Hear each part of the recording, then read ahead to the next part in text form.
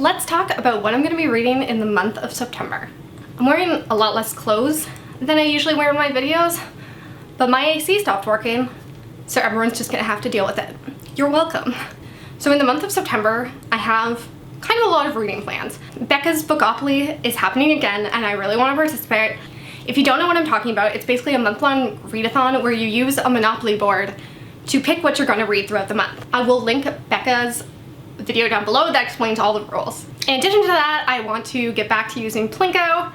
It's been a while. This is probably the first video you're seeing after my several month-long hiatus. Even though I've already filmed some more videos before this, I have a feeling this is the one that will be going up first. I've decided that the way I am going to do Bookopoly this year is that I am going to roll 3 times every week. So in this video, you're going to see me do my first 3 rolls, and I will pick books for those that I will complete in week 1. I will then roll again on September 8th. Those will be my second set of rolls, and then again on the 15th and again on the 23rd. I think those numbers are right. I'm also going to do 5 Plinko drops in this video as well. They can overlap. I am going to hopefully try to force them to overlap at least some of the time, because that would just make my life a lot easier. At the bare minimum, I am committing to reading 12 books, 3 for 4 weeks. I'm going to do some weekly reading vlogs, so you will see each time I roll the next 3 in those vlogs. And I thought I had my reading all figured out until I saw that Jordan is doing the Spooky Smart Bitch Readathon. So now I really want to participate in that too, but I'm not sure how, but I'm going to figure it out. I feel like if I overlap the prompts with some of my Bookopoly prompts or my Plinko prompts, that maybe it's doable. Also, because it's horror, I think I can choose some short novella books. I'm just in the mood to read some horror, even though I'm going to be reading a ton in October. I still want to read some now, so I'm going to figure this out, and let's just start with Plinko. If you've seen these videos before, you probably know how this works. I'm going to drop this toonie, because I change the puck practically every time we do this. I'm going to drop it 5 different times, and whatever number it lands on corresponds to a prompt. I pick a book for those prompts. If it lands on any of the numbers 3 times, then I have to drop it again. A similar thing happens in Bookopoly. If I get doubles, I have to roll again, so there are always chances that I am going to be rolling more than 3 times in a week, because who doesn't love a little bit of chaos? Alright, first drop. 6.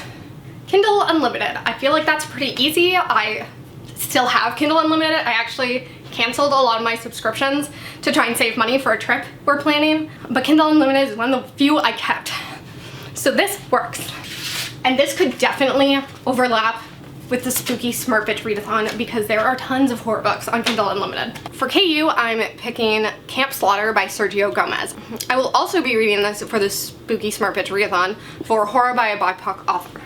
So I believe that this is a slasher that takes place at a summer camp, and I just love that. I think I'm going to enjoy the shit out of this.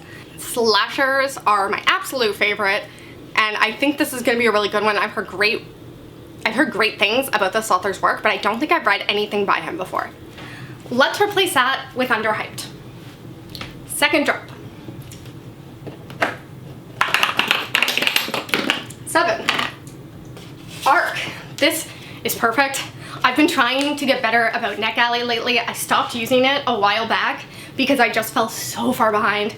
NetGalley, if you didn't know, is a website for book reviewers to get books ahead of time before they're published so that they can kind of hype them up. Because whether you give it a good review or a bad review, really, publishers just want people to know that the book exists. And an ARC just stands for Advanced Reader Copy. I've been killing it with ARCs lately, but like, except not really, because all the ARCs are super old, but I've just been going through them, and this will help me keep on track. For ARC, I've decided to read Little Eve by Catriona Ward. So this actually came out a while ago, but because of Catriona Ward's success with her recent novels, this is being kind of re-released. I got the ARC of this during the re-release, but I have not read it yet. This has something to do with a cult. It has something to do with a Scottish island. They are trying to bring back some sort of demon or spiritual something, and someone in that cult, while doing this ritual, is going to get the power from it. I don't know what that power is because I have not read the book, but yes. I'm using this for the Spooky Smart Bitch Readathon, and I'm using it for the prompt possession / demon haunting because, like I said, there was this thing about the adder, which is a snake. I don't really know, but once again, it has powers. It's supposed to... The powers are supposed to go into someone during the ritual. I don't know. I feel like it fits. Alright, let's replace that with boyfriend pick. 1. New author. So an author I haven't read from before. I feel like this could also work really well for the Spooky Smart Bitch Readathon. Despite horror being one of my favorite genres, I feel like I haven't read a lot from the genre. So for new author, I'm going to be reading Queen of Teeth by Hailey Piper. I'm also going to be reading this for the Spooky Smart Bitch Readathon for horror by a trans author. Thank God we're getting short things onto this TBR. I don't know how long everything else is, and I'm not feeling great about it. This is about a woman who finds out that there are teeth in her vagina. And I believe she uses those to get revenge on some men. And I really haven't heard a better synopsis. Maybe ever. So, very excited to pick up this one. I feel like Jorline would approve of this choice. Let's replace that with blank page count. This involves a random number generator. 4th drop. So far, I like what I've pulled.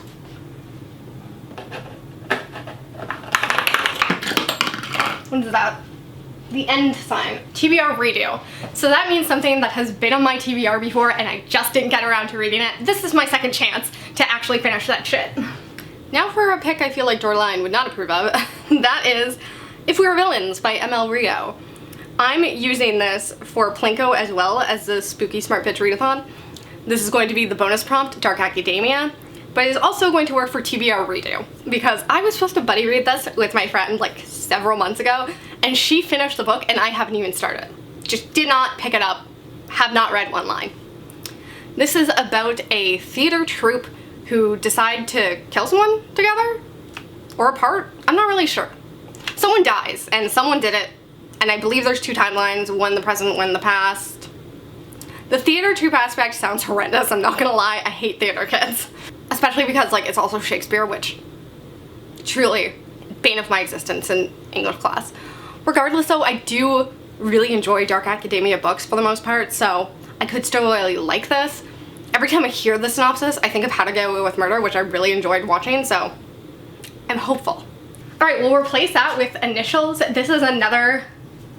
This again involves a random generator of some sort. I'm honestly not sure if I've ever pulled this and I feel like it would be an absolute pain in the ass. Alright, this is my last drop, which means there will be no additional drop here because I have not gotten any number twice. Thank God for that because I feel like I am going to have enough books to read this month. That is not going to be a problem. 6. Underhyped. So a book that I just haven't heard a lot about, but it's on my TBR, I want to read it. Hopefully I managed to pick a good one. I have literally heard maybe 2 people talk about this book. I just feel like largely it went unnoticed, and it's also only got a 3.02, I think, on Goodreads, which is probably one of the lowest scores on my Goodreads want to read list. This, I believe, is a social media and then there were none retelling type of thing. A bunch of these influencers get to an island and start getting picked off. I could be totally fucking wrong. I did not read the synopsis. It has been a long ass time since I added this to my TBR, but once again, I just feel like this will be easy and fun. As long as I don't take it too seriously, I feel like I could like this. Alright, so here's the board. I don't have colored ink, so I had to color it in myself. It's not the best, but this is what we have. I'm using my same community chest cards from last year. And last year I did have colored ink. So we're just going to ignore the fact that these cards do not match my new ones at all. And here are my chance cards, which are a completely different size. And also I colored them in with a marker. So adorable. I didn't think to get a player, so we're going to use this false nail that I have lying near me. And we start on go. For this first week, I'm going to be doing 3 spins unless I get doubles, in which case I'll roll again. All right, so let's go for the first roll. 8. 1, 2, 3. Chance. Wow, I already get to use the chance cards. Okay, so I did in fact count wrong. I am incapable of counting apparently. So fixing that, what I actually landed on was a book with a text or a pattern on the front of it. And the book I'm choosing for this is My Best Friend's Exorcism by Grady Hendrix. The cover for this is like a VHS tape, and there is text on the little sticker in the corner, so I'm counting it. And yes, the fact that I miscounted means that both of the other rolls are off by 1 as well. I know. Yep. Let's roll again. We got 8 again. Do I just suck at rolling? 1, 2, 3, 4, 5, 6, 7, 8. A book that reminds me of summer. Nope, it's actually Favorite Trope. And so for that, I'm going to choose You're So Dead by Ash Parsons. I love a trope where a bunch of people go to an island and start getting killed off one by one. I have loved it since the Agatha Christie And Then There Were None, so I'm very much looking forward to this. One last roll for the first week of August. Another 8. Okay. 1, 2, 3, 4, 5, 6, 7, 8. Letter. Again, no. This is actually color wheel. So I'm going to find a color wheel on my phone, and we are going to randomly choose one. And I have to find one that matches the cover. Okay. I know that this is shitty, but here we go.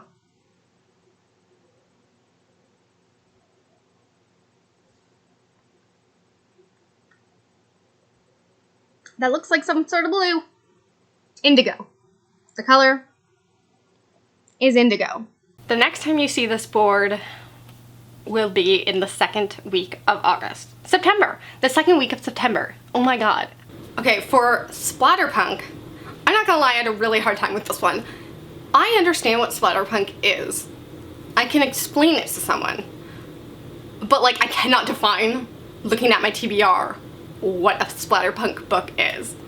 And then, especially when I started looking up lists, and on 2 lists, I saw The Cipher by Kathy Koha, which, like, I read that, never would have considered it as Splatter Punk, so I don't know, but this was on several lists, so I'm going with it. I feel like this is a very well-known Splatter Punk book, and so I at least feel confident that this is right.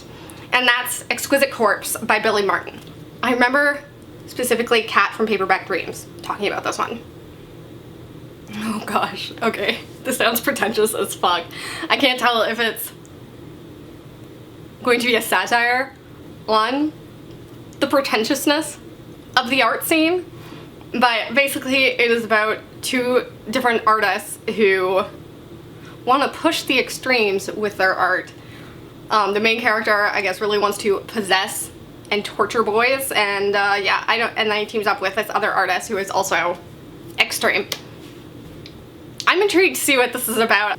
People seem to have very extreme reactions to it, and so I don't really know what I'm in for.